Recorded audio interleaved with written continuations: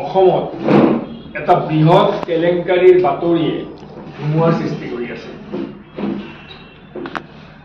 আৰু যিটো কেলেংকাৰী অসমৰ প্ৰকৃতি, অসমৰ সম্পদ লুণ্ঠনৰ লগত জড়িত। সেই বিষয়টো ইতিমধ্যে কেইবাজন লোকৰ মৃত্যু ঘটিছে।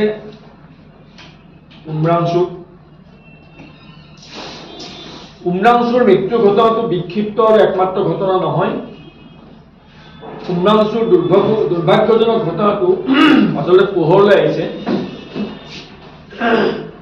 পোহৰলৈ নহাকৈ এনে বহু মানুহৰ মৃত্যু অসমৰ অবৈধ ৰেডহল মাইনিঙত সামগ্ৰিকভাৱে যেতিয়া এটা অবৈধ কাৰ্যকলাপ চলি থাকে, এখন চৰকাৰৰ দায়িত্ব থাকে যে অবৈধ কাৰ্যকলাপ বন্ধ হ'ব লাগে। কেতিয়াবা চৰকাৰৰ দৃষ্টিলৈ নাহে, গতিকে নাজানে, যেতিয়া দৃষ্টিলৈ আহে বন্ধ কৰিব লাগে। কিন্তু অসমত এনে এটা ব্যৱস্থাৰ এনে এখন চৰকাৰ চলি আছে, যি ব্যৱস্থাত চৰকাৰখনৰ প্ৰত্যক্ষ পৃষ্ঠপোষকতাত অবৈধ কাম কাজক উদগনি যোগাই থকা হৈছে। আৰু সেই অবৈধ কাম কাজৰ পৰা সংগৃহীত অৰ্থ শাসক দলৰ ৰাজনৈতিক ফাণ্ডলৈ ৰূপান্তৰিত হৈ আছে। 6 জানুৱাৰী তাৰিখে যিটো ঘটনা উমৰাংচুত ঘটিল, তাৰ পাছত ৰাজ্যখনৰ মুৰব্বী মুখ্যমন্ত্ৰীগৰাকীৰ বিভিন্ন সময়ৰ বক্তব্য কিছু আপোনালোকক মই মনত পেলাই দিব বিচাৰিছোঁ। 6 জানুৱাৰীত দুৰ্ভাগ্যজনক ঘটনাটো সংঘটিত হোৱাৰ দিনাখন সন্ধিয়া মুখ্যমন্ত্ৰীয়ে সামাজিক মাধ্যমযোগে জনাইছিল যে উমৰাংচুৰ এটা কয়লা খনিত দুৰ্ঘটনাবশতঃ 9 জন শ্ৰমিক আবদ্ধ হৈ আছে। তাৰপিছত তেখেতে জানিবলৈ দিলে যে সেনা বাহিনীৰ সহায় বিচাৰিছে। তাৰপিছত তেখেতে জনালে যে সেই মাইনিংটো অবৈধ যেন লাগিছে। তাৰপিছত তেখেতে ক'লে যে 6 শিডিউলত আমি কি কাম কৰিব পাৰিম সেই সম্পৰ্কত সাৱধানতে পৰীক্ষা কৰিবলগীয়া আছে। তাৰপিছত তেওঁ ক'লে যে এইটো অবৈধ নহয়, এবান্ডন মাইনিং, 12 বছৰ তাত AMDC অপাৰেট কৰা নাই। সেইদিনা প্ৰথম দিনা তাত অপাৰেশ্যন হৈছিল, শ্ৰমিকসকল প্ৰৱেশ কৰিছিল, শ্ৰমিকসকলে অবৈধভাৱে প্ৰৱেশ কৰিছিল, কিন্তু মাইনিংটো বৈধ, অতি স্পষ্ট ভাষাত কৈছিল মুখ্যমন্ত্ৰীয়ে। তাৰপিছত কেবিনেটত যোৱা 2 দিন আগত সিদ্ধান্ত লৈ মুখ্যমন্ত্ৰীয়ে ঘোষণা কৰিলে যে তাত 220টা অবৈধ মাইনিং আছে। এতিয়া আপোনাক ক্ৰনলজিটো চাব। প্ৰথম অৱস্থাত মুখ্যমন্ত্ৰী ডাঙৰীয়াই গোটেই বিষয়টো গা এৰা মন্তব্যৰে জনসাধাৰণৰ দৃষ্টি আঁতৰাবলৈ প্ৰয়াস কৰিছিল। প্ৰথমে জানিবলগীয়া নাছিল যে সেইটো এটা অবৈধ মাইনিং। তেখেতে এটা এফচাৰ্টভাৱে কৈ থৈছিল যে এটা কয়লা খনিত এজিত মানুহে বুজি পাব, ভাবিব যে এইটো এটা চৰকাৰী বিধিগত কয়লা খনিত এটা দুৰ্ঘটনা ঘটিছে। প্ৰথমে তেওঁ সেই বুলি কৈ ঢাকিব বিচাৰিছিল, ঠাক নাখালে। সংবাদ মাধ্যমৰ বিভিন্ন ৰাজনৈতিক দলে বিষয়টো উপস্থাপন কৰিলে, আমিও কৰিলো। তাৰপিছত তেখেতে 6 শিডিউলৰ পাৰ্ট বুলি কৈ গা এৰা দিব বিচাৰিছিল। সেই কথাটো আমি চৰকাৰক কাউণ্টাৰ দিলো যে মাটিৰ তলৰ খনিজ সামগ্ৰীসমূহ 6 শিডিউলৰ সম্পদ নহয়। গছ গছনিবোৰ, শিল বালিবোৰে 6 শিডিউলৰ সম্পদ, মাটিৰ তলৰবোৰ কেন্দ্ৰীয় চৰকাৰৰ অনুমতি লাগিব। তাৰপিছত তেখেতে ক'লে যে এইটো অবৈধ মাইনিং নহয়, এবান্ডন মাইনিং। আমি তথ্য পাতিৰে প্ৰমাণ কৰি দিলো যে এইটো অবৈধ মাইনিং।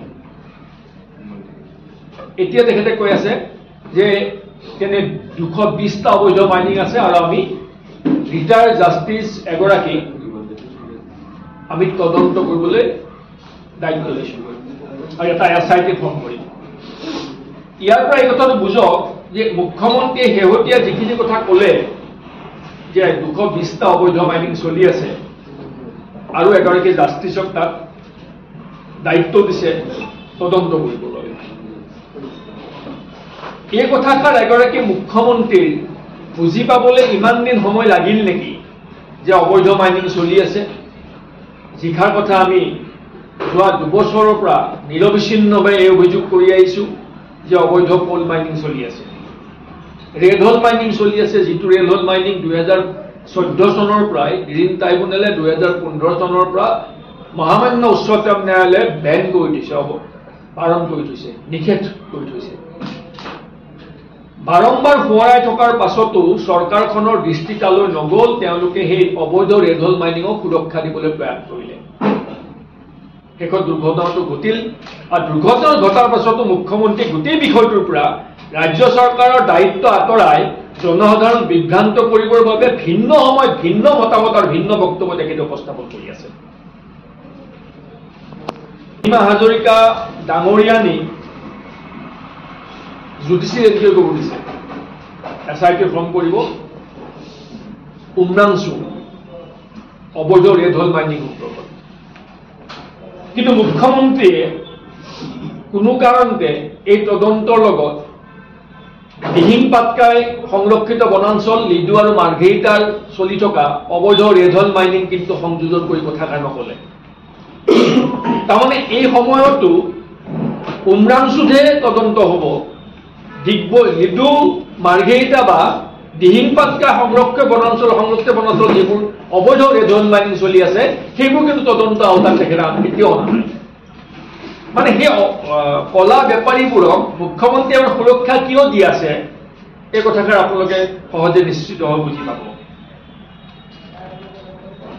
আপোনালোকে নিশ্চয়সকলে স্বীকাৰ কৰি ল'ব যে আমাৰ চকুৰ আগত যদি বা ৰাইজৰ চকুৰ আগত যদি ক'ৰবাত এটা দুৰ্ঘটনা ঘটে, চাপ'জ ঘৰ এটা জ্বলি আছে, চৰকাৰৰ আৰক্ষীৰ প্ৰথম কাম হ'ব ঘৰটো জুইকুৰা নুমুৱাব লাগিব। কোনোবাই চৰকাৰে 2020 চনত এখন ওৱান মেন কমিশ্যন গঠন কৰিছিল জাষ্টিছ ব্ৰজেন প্ৰসাদ কাকতি ডাঙৰীয়াৰ নেতৃত্বত, আৰু VP কটকীৰ এই আয়োগে 17/4/2021 প্ৰতিবেদন দাখিল কৰিছিল। VP কটকী ডাঙৰীয়াৰ প্ৰতিবেদনত অতি স্পষ্ট ভাষাৰে লিডু দিহিং পাটকাই সংৰক্ষিত বনাঞ্চল আৰু মাৰ্ঘেৰিটাৰ বিভিন্ন অঞ্চলত অবৈধভাৱে ৰেড হল মাইনিং চলি থকাৰ বিষয়টো উল্লেখ কৰিছিল, আৰু চৰকাৰক এই সম্পৰ্কত ব্যৱস্থা গ্ৰহণ কৰিবলৈ তেখেতে পৰামৰ্শ আগবঢ়াইছিল। এতিয়া কথাটো হ'ল যে 2021 চনত দাখিল কৰা জাষ্টিছ VP কটকীৰ সেই অনুমোদন বুলি চৰকাৰখনে গ্ৰাহ্য নকৰিলে বা কাৰ্যকৰী নকৰিলে। যদি 2021 জাষ্টিছ কটকীৰ সেই পৰামৰ্শ বুলি যদি চৰকাৰখনে কাৰ্যকৰী কৰিলেহেঁতেন, নিশ্চিতভাৱে এই দুৰ্ঘটনাটো নহ'লহেঁতেন। গতিকে এই দুৰ্ঘটনা সংঘটিত হোৱাৰ আঁৰত প্ৰধান দায়ী হ'ল অসম চৰকাৰ। গতিকে অসম চৰকাৰ নজনাৰ কথাই নাই, কাৰণ VP কটকীৰ ৰিপৰ্টত আছেই, সেই ৰিপৰ্ট চৰকাৰক ছাবমিট কৰিছে, চৰকাৰ ডাষ্টবিনত দলিয়াই থৈ দিছে। তাৰ বাহিৰেও আপোনালোকে জানি আচৰিত হ'ব যে কেগৰ যিটো audit report, for the year ended 31st March 2022, এই অডিট ৰিপৰ্টত কেগে কি লিখিছিল? Mineral Development Corporation, the company operated 2 coal mines, namely Gorompani Coal Extraction Project and Khota Ardha Coal Extraction Project. The company was also allotted June 92 to July 12 5 limestone mines blocks, area 861 hectare in Umrangshu, of which 4 blocks were not in operation since their allotment. The company continued unauthorized mining activities in 2 coal mines and 1 limestone mines, despite not having Government of India approved mining plan, mining lease, or environment clearance. তেওঁলোকে recommendation দিছিল preparation and submission of the mining plan in a timely manner and fixing responsibility for taking up mining activities without an approved mining plan, lease, etc. কেগে কৈ থৈ দিছে 2023 চনৰ 31 মাৰ্চত and হোৱাৰ অডিটত যে তাত আসাম মিনাৰেল ডেভেলপমেণ্ট কৰ্পোৰেশ্যনে ইলিগলি কোল মাইনিং কৰি আছে গভৰ্ণমেণ্টৰ পাৰ্মিশ্যন নোহোৱাকৈ। গতিকে দুটা, এটা হ'ল জাষ্টিছ বি পি কটকীৰ তদন্ত আয়োগৰ প্ৰতিবেদন, আনটো হ'ল কেগৰ ৰিপৰ্ট। এই দুয়োটাতে স্পষ্টভাৱে অবৈধ মাইনিং চলি থকাটো সুস্পষ্টভাৱে প্ৰকাশ কৰিছিল। তাৰপিছত মুখ্যমন্ত্ৰীয়ে নাজানো বুলি যদি কৈ আছে কথাষাৰ, যদি নাজানে কথাষাৰ দুৰ্ভাগ্যজনক আৰু তেখেতৰ এইটো অদক্ষতা।